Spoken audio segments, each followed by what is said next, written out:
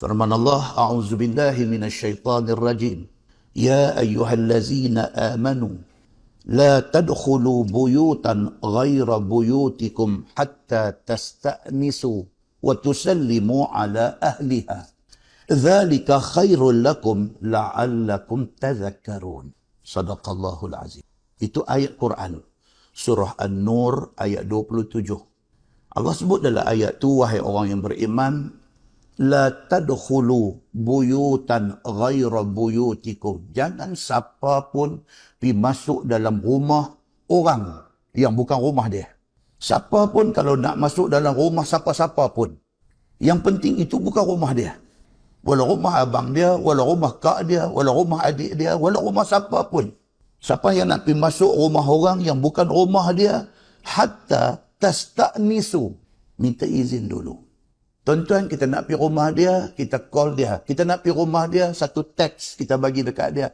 Saya duk cadang nak pergi rumah, boleh ke? Pasal apa? Pasal orang dia bukan anytime dia available untuk terima tetamu. Masing-masing orang dengan masing-masing hal dalam rumah dia. Kadang-kadang dia tak available. Tentu kita celapak mai. Islam, benda kecil macam tu, Islam ambil kira. Sehingga disebut dalam Quran. Islam tak suka kita jadi Rambo, main serbu aja nak pergi rumah siapa pun. Islam ajak kita, bahkan Islam kata, la tadkhulu buyutan ghaira buyutikum. Jangan masuk rumah siapa pun. Hatta tasta'nisu. Sehinggalah kamu minta izin dulu. Tanya dia boleh tak boleh dulu.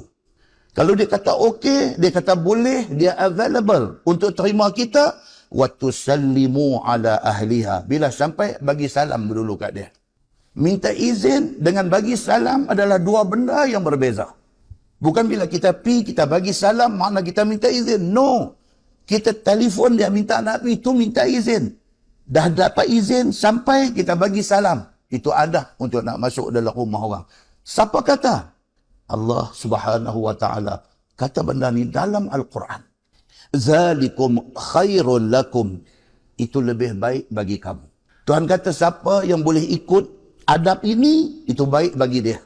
Bukan bagi dia sahaja, bagi orang yang dia nak bertamu juga. Itu juga baik bagi orang tu.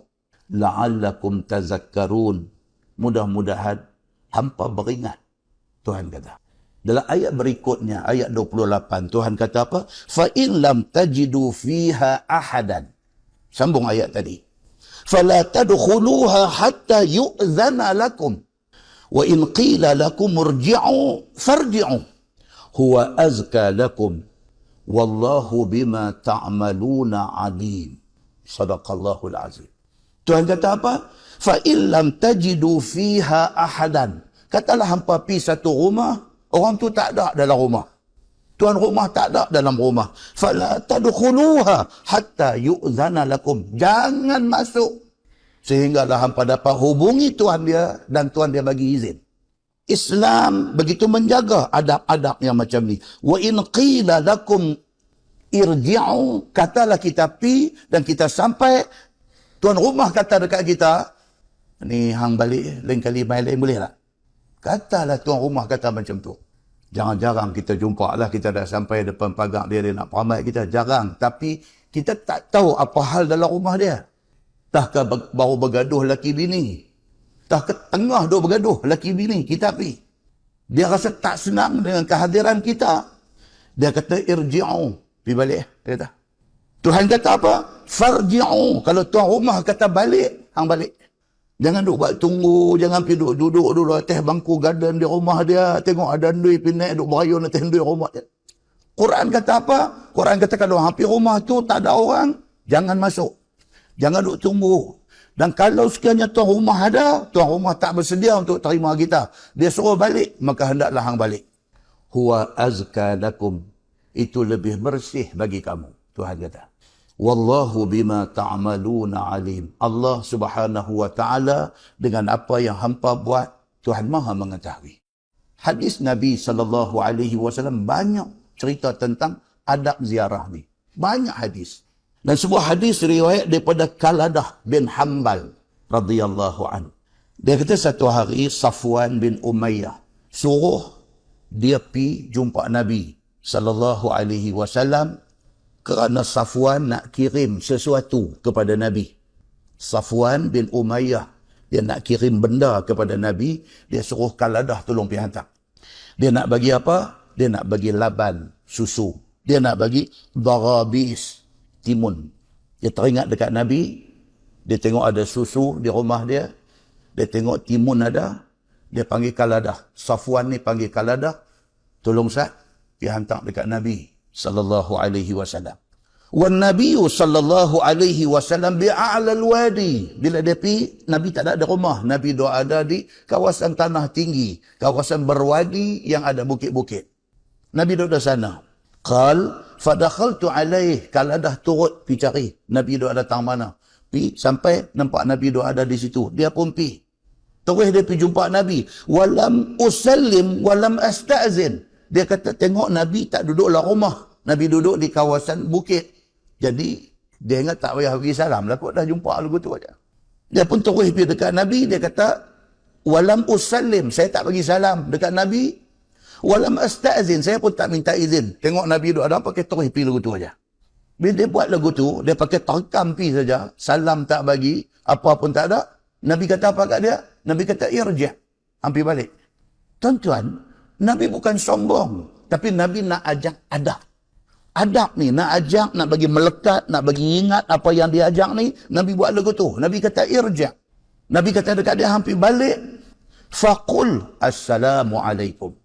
Nabi kata lain kali kalau mai, bagi salam dulu. Assalamualaikum. Adkhul, lepas itu kata, bolehkah saya masuk jumpa?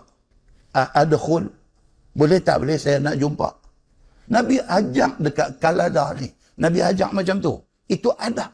Kita dengan kawan kita, buat kita pula tak jumpa dia banyak hari, pergi bagi penabuh dia belakang tu. Penabuh sampai nak tersebam dia ni. Boleh tengok. Ish, dia ni. Pergi mengaji dengar ceramah kata perangai lagu Arab Bedui. Marah. Pasal apa? Pasal Nabi pun tak suka orang yang tak ada adab macam ni. Ha? Nabi kata dekat dia, irja' faqul assalamualaikum. Nabi kata hampir. Mai balik saat lagi bagi salam. Nabi kata. Adkhul, lepas itu kata bolehkah saya nak jumpa sah? Wa dzalika ba'da ma aslama Safwan. Kata Kaladah ni, ini cerita ni berlaku selepas daripada Safwan yang suruh aku hantar susu, hantar timun ni, selepas daripada Safwan baru masuk Islam. Dia kata benda ni jadi. Ada pi rumah orang juga disebut dalam sebuah hadis riwayat daripada Abdullah bin Busr radhiyallahu an. Dia kata Nabi SAW menjadi kebiasaan Nabi, menjadi adab Nabi. Bila dia pergi rumah seseorang tu, dia tak akan berdiri cegat di depan pintu rumah. Nabi sendiri, bila dia pergi rumah orang, pintu rumah, dia tak akan berdiri dekat tengah-tengah pintu tu. Nabi tak akan buat macam tu. Walam yastaqbilil bab min tilqa'i wajhih. Nabi tidak pernah berdiri, muka duk menghadap tengah-tengah pintu rumah. Nabi tak buat macam tu. Walakin min ruknihil aiman awil aisar. Nabi kalau pergi rumah orang, ni pintu. Nabi akan duduk di bucu, di penjuru. Sama ada belah kanan pintu atau belah kiri pintu. Pasal apa tuan-tuan? Pasal Nabi tak mau tengok benda yang tak patut tengok dalam rumah orang tu. Kalau kita pergi pintu, berdiri cegat depan pintu, kita overview habis dah tu. Apa dalam rumah tu. Nampak habis dah. Nabi sampai macam tu. Dia jaga aib orang. Dia jaga. Dia pergi duduk tepi pintu. Agak-agak dia tak nampak apa yang jadi dalam rumah. Keadaan dalam rumah. Nabi duduk sama ada sebelah kanan ataupun sebelah kiri pintu. Nabi duduk belah tepi macam tu. Wa yaqulun Nabi sallallahu alaihi wasallam. Lepas itu Nabi kata, Assalamualaikum. Kalau tak ada jawab, Nabi ulang, Assalamualaikum. Wa dhalika anna dur lam yakun alaiha yawma idhin sutur. Pasal apa? Kata Abdullah bin Busr, pasal pada zaman itu, orang belum lagi pasang terai, pasang taber di dalam rumah.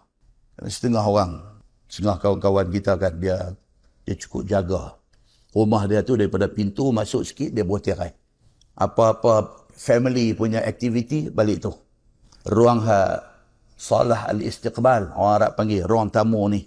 Living room ni, salah al-istiqbal. Tempat terima tetamu ni, dia biar kosong ya. Maknanya in case kalau orang main terkejut, tempat tu anytime ready.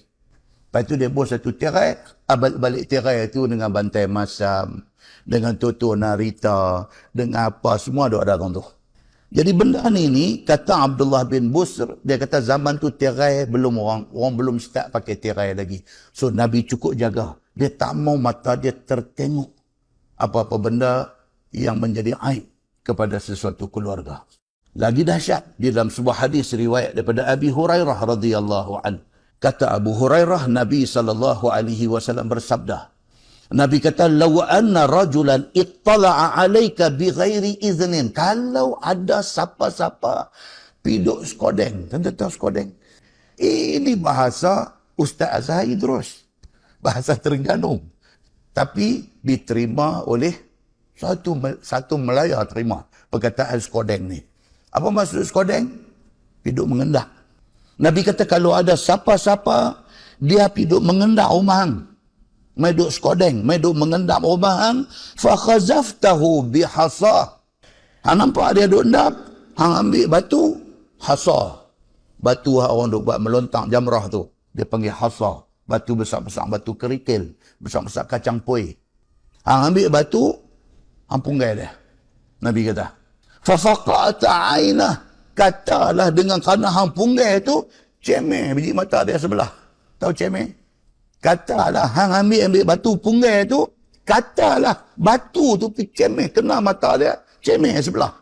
Katalah berlaku macam tu. Nabi kata, maka na'alaika min junah. Nabi kata hang tak berdosa. Hang tak berdosa. Ini dari segi apa tuan-tuan? Dari segi agamanya begitu. Dari segi undang-undang dunia, saya tak tahu. Ini mau masuk dalam kena seminggu ke apa ke. Walaupun dia main rumah kita. Tu duk baca alam Sarawak hari ni. Ni undang-undang dunia ni. Satu orang duduk di rumah dia. Satu pencuri main ceroboh masuk. Dia lawan. Mati pencuri yang ceroboh masuk rumah dia. Dia kena masuk jail. Islam pula kata apa? Islam kata bukan kata dia main nak mencuri. Main skodeng aja pun. Main skodeng. Hang ambil ketua batu punggai. Mata cemeh sebelah. Nabi kata hang tak salah. Pasal apa? Pasal hang duduk di dalam premis hang. Di dalam rumah persendirian hang. Dia ceroboh. Begitu sekali adab yang diajak oleh Allah, yang diajak oleh Nabi SAW kepada kita. Direngkahkan, dia kata apa? Bahkan anak-anak sekalipun tak boleh suka-suka hati masuk bilik mak ayah dia pada bila-bila masa. Dan mak bapak pun tidak boleh suka-suka hati masuk bilik anak perempuan dia pada bila-bila masa. Islam ni sampai macam tu. Walaupun anak kita duduk dalam rumah kita, itu rumah kita punya. Tapi kita tidak boleh suka-suka hati masuk bilik dia pada bila-bila masa. Islam mengiktiraf privasi dia tu. Dan anak-anak nak main bilik mak pak, dia pesan ada 3 waktu ketuk pintu. Kalau ada pintu, minta izin kepada mak ayah dulu. Apa dia? Sebelum subuh. Pasal apa? Macam-macam boleh jadi dalam bilik tu. Dengan gaya bebas dia. Dengan apa macam-macam ni. Sebelum subuh ni, cukup takut main cerita. Buka doa, astagfirullahalazim. Astagfirullah, ini semua tak mah. So sebelum subuh, dia kata kau nak masuk, ketuk pintu dulu. Minta izin. Adkhul, bolehkah saya masuk? Tuan ni pun bangkit, pakai. Tengok ayah pakai kain batik, mak pakai kain pelikat. Ni muat leceh. Islam jaga. Yang kedua, waktu tengah hari. Tengah hari rembang, buat pula macam kita lah ni. Tengah panas ni, lah ni. Musim panas. Cahaya matahari pun dia satu oren, satu macam. Hangat bahang. Tengah hari macam ni punya cuaca, cantik. Kita cabut baju pagoda, sidai table. Tengah hari. Jadi time macam tu, anak nak masuk bilik. Ketuk pintu dulu. Assalamualaikum ya. Masuk saya boleh tak? Dan dia nak buat apa pun dalam tu. Dan yang ketiga, dia kata lepas isyak. Pasal apa? Ini waktu nak tidur lah. Ini pun serupa macam sebelum subuh tadi. Anak-anak pun begitu sekali. Diajak adab supaya menjaga benda-benda macam ni supaya tidak terlihat adegan-adegan yang tak ingin dilihat.